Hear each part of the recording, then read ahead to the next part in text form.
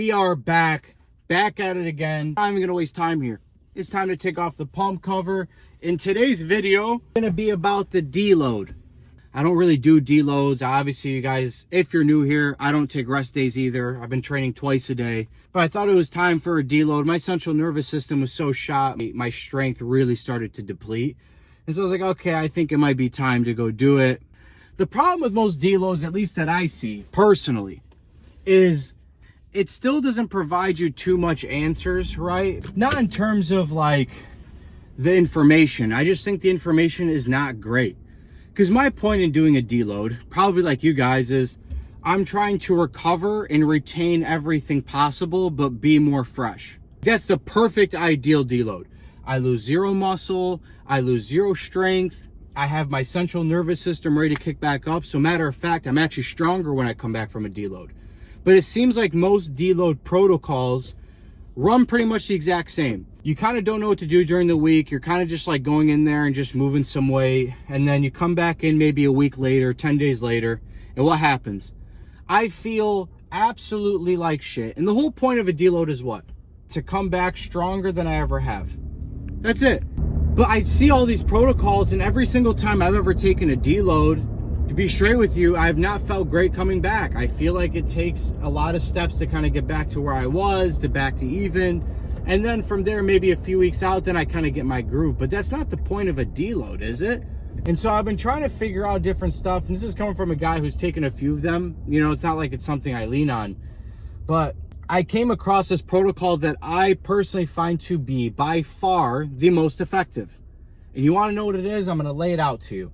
And I knew I was going to plan on doing it on a whiteboard, but listen, I'll give you guys this. If you guys want a whiteboard of me drawing this stuff out, you simply just let me know. All I do, it's probably one you've heard before, but I do it, like I said, you know, it's a little bit different. Like, how do we really get as much juice out of this as possible?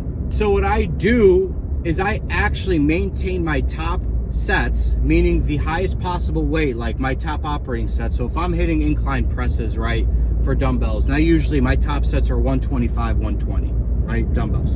Instead of me cutting back on half of that and doing half the reps and then half the sets, all I'm going to do is maintain that weight, and I'm going to, let's say I get 4 to 5 on incline presses. I'm going to do about 2. I'm going to drop it by half. 2, 3, something like that. I purposely picked 5 reps because it's a little bit tricky. First set, do 2. Second set, do 3.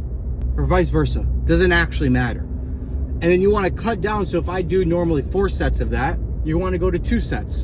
And what this does is it actually kind of wakens up your central nervous system in a better way. Like, it keeps it primed up, because a lot of people don't realize this. Like, when people talk about sprinters or people that jump really high, like people that want to have high athleticism or strength, it's training your central nervous system. That's why you see some dudes that look like a stick but can somehow deadlift 800 pounds.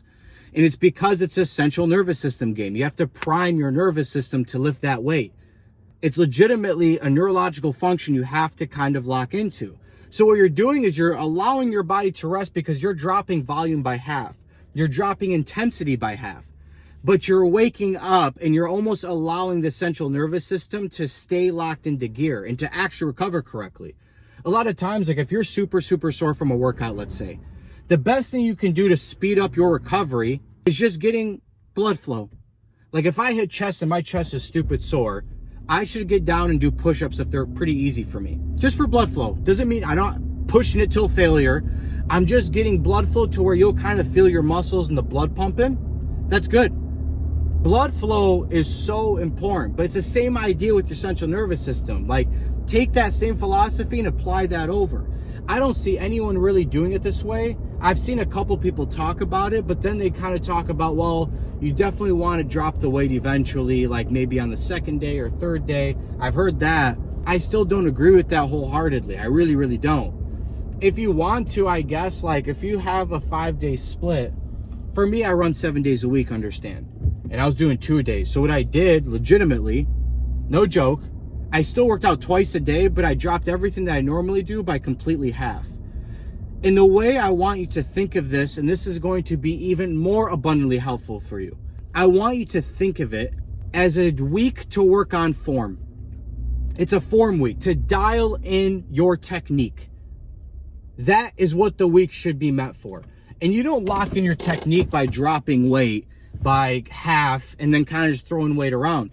You want to be focused, but just literally like your goal is to have the most perfect reps you've ever had in your life.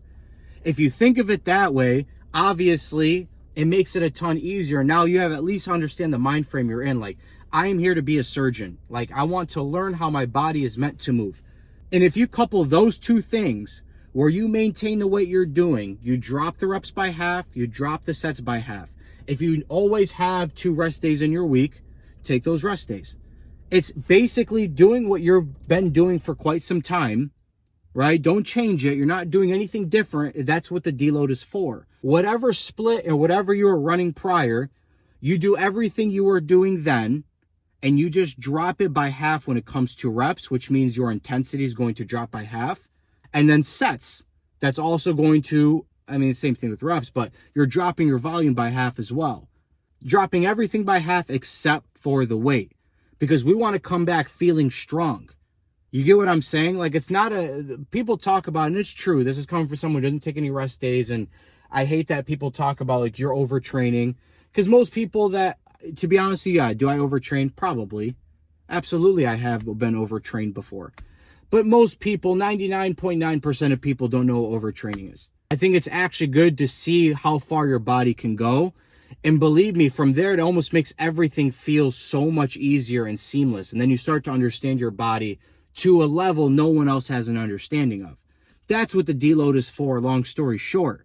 All you want to do is maintain the strength that you have worked hard for, to where when you come back from that deload, guess what? You're not really skipping a beat. I'm telling you this from my perspective. For sure, when it comes to the intensity portion, you're working yourself back up. But guess what? Intensity is for muscle growth and obviously strength. But my point is, that's what people should be using intensity for. It's a gauge to gain muscle. But when you give your body that stimulus a break, when you come back, you're not going to have to come back full throttle, right? Now when we're talking about easing back into it, add an extra set than you were doing, add a couple extra reps. On that first split you're coming back through. This is when you're done with the deload. We're already done with that, right? Deload, same amount of weight, drop your reps by half, just by half. That's a perfect marker. Drop your sets by half, perfect. You are good to go. When you come back, add 1 extra set, and then add 1 extra or 2 extra reps while maintaining that same weight you're kind of doing. So you're kind of like easing back into it, but in a way that's actually awakening your body, and you're going to feel good coming out of the gym. And then by the time you're on that second or third, like, it's hard to explain, but then you're back into the game. Like, your instincts will naturally take over, where it's like, all right, I think we're ready to kind of push it today. You'll know it. You don't have to rush the process. A lot of people come back full throttle, boom. You can. You're more than welcome to. But you're still going to get the same results whether you were to go kind of like, like ease back into it or go full throttle again. Because a lot of times, if you shock your body completely again, you're trying to go balls to the wall, you're going to be like, dude, I'm not going as intense as I'm normally going. But you work yourself back up to it. It's just like strength, right? Like, why aren't I benching 405 pounds? Sometimes, like, just give it time. You have to, like, you don't just jump to 405 and hope that one day it happens. You kind of have to start maybe a little bit lower, be a little bit ambitious, though, and, like, push the weight to where you're like, I'm not sure if I can get this up. That's a good thing to do. But in my opinion, that's just like, that's delusion. Same idea here. So that's basically the DeLoad protocol that I use that has allowed me to come back and feeling just like ready on the ball. Like, I feel like I haven't skipped a step whatsoever. I actually have to hold myself back, and I feel my strength has completely gone up. But keep in mind, my central nervous system was fried for like a month and a half. So weight feels abundantly lighter than it did, just because like I finally have my central nervous system back in order. So that's it. Deload, maintain your top sets, right, throughout. Drop your sets by half completely. Reps, half, which means you're dropping your intensity significantly.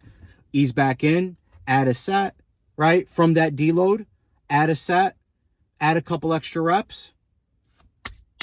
Boom. You're leaving reps in reserve on that first time you're coming back through. And then from there, play with how your body feels. Trust me, like that segue over, you're maintaining a lot of strength. And in addition, you're maintaining muscle. I don't feel like I've messed up anything. I still feel pretty strong. You know what I mean? Like, come on, man. I feel fantastic. I feel like weight is kind of moving like butter. I'm actually starting a brand new workout program, so I'm really, really excited for this. And we'll take it a step further.